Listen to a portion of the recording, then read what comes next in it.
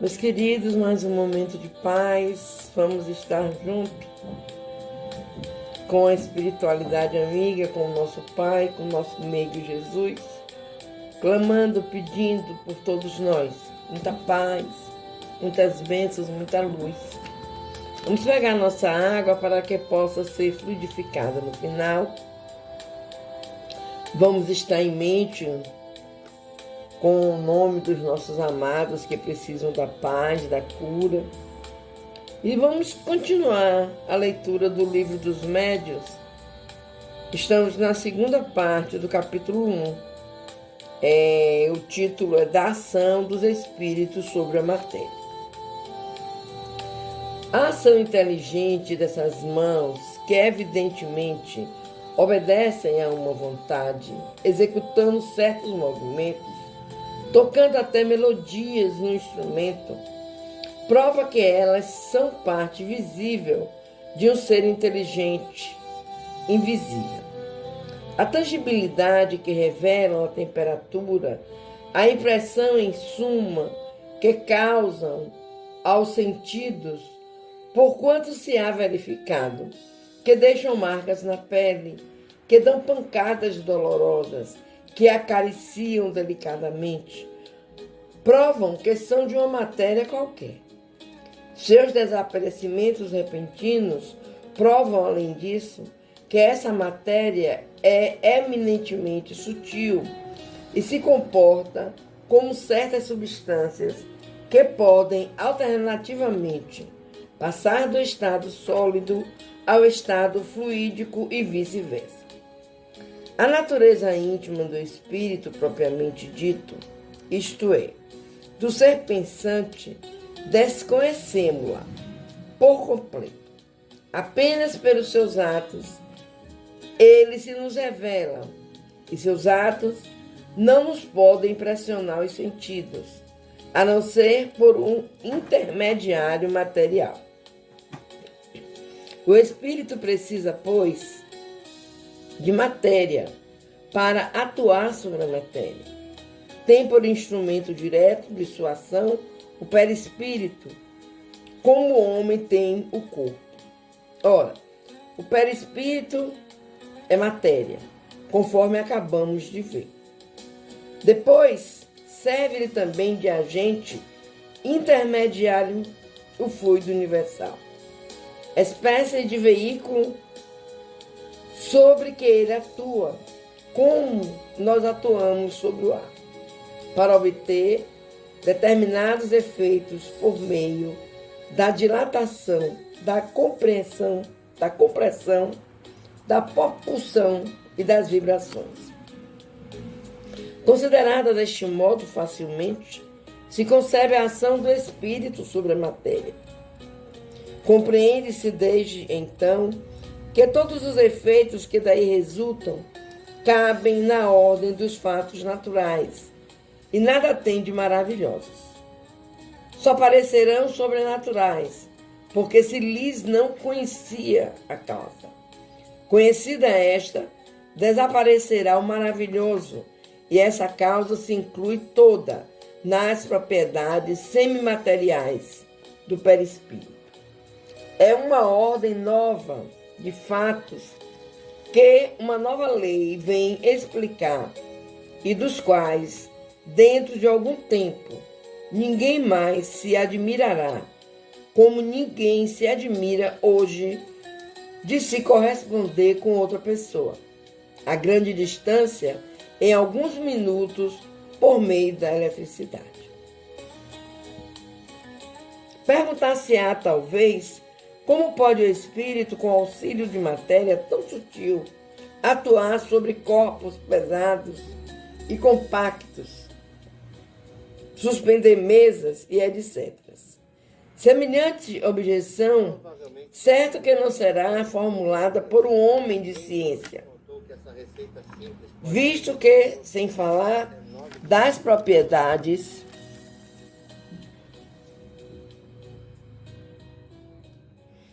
desconhecidas que esse novo agente pode possuir, não temos exemplos análogos sobre as vistas?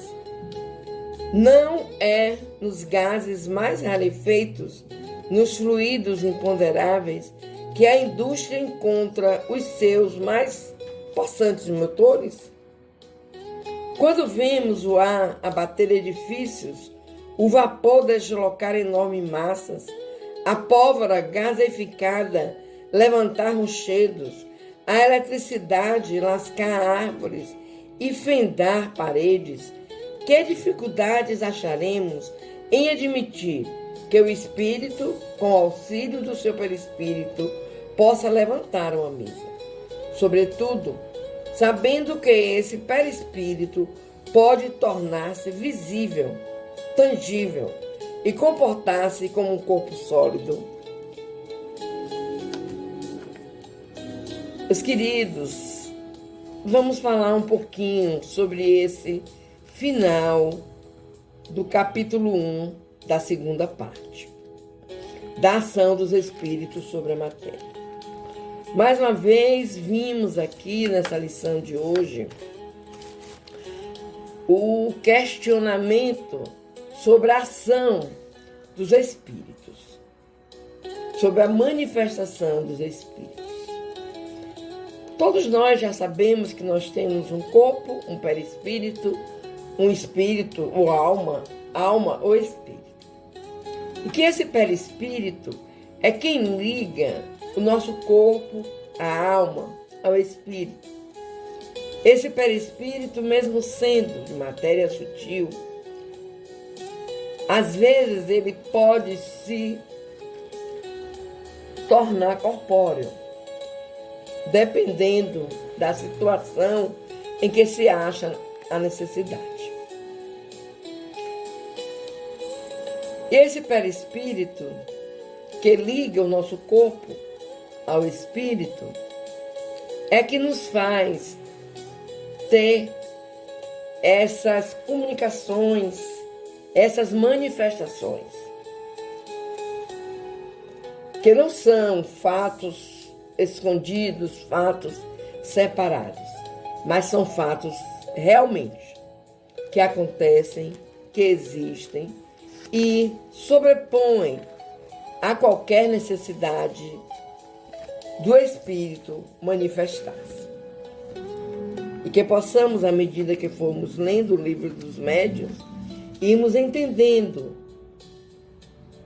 como tudo isso se corporifica, se torna uma ação,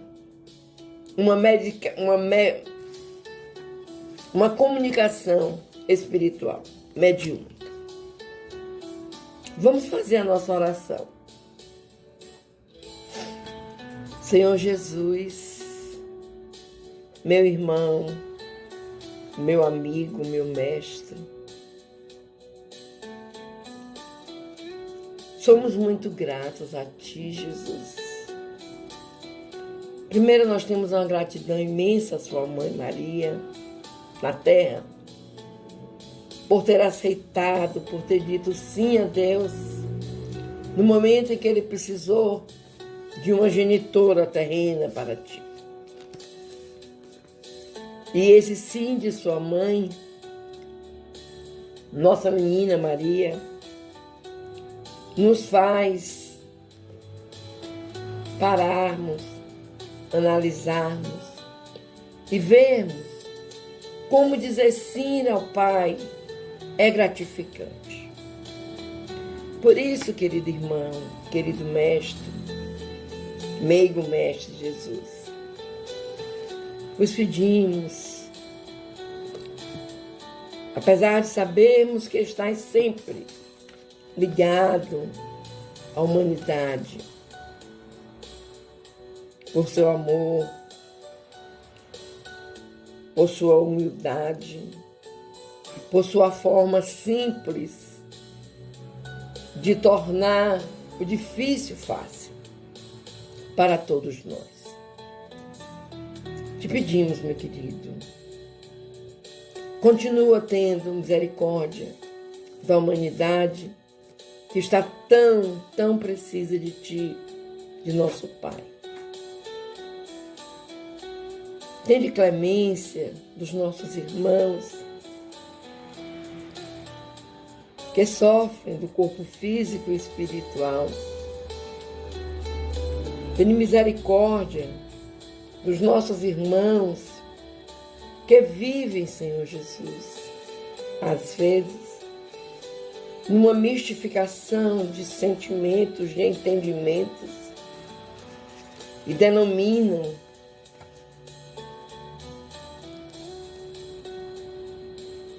a uma divisão de encontro contigo. A tua paz, Jesus, é tão maravilhosa que acalma os males. E é por isso que nós nos dirigimos sempre a Ti, ao nosso Pai amado, Teu Pai, que esteja presente em toda a humanidade. Por isso também que pedimos à Tua Mãe, Mãe, nos ajuda, Mãe. Faz com que tenhamos sempre mais força, mais fé, para termos e darmos à nossa família, Mãe, um sentido maior para aquilo que Deus criou como santuário divino que é a família.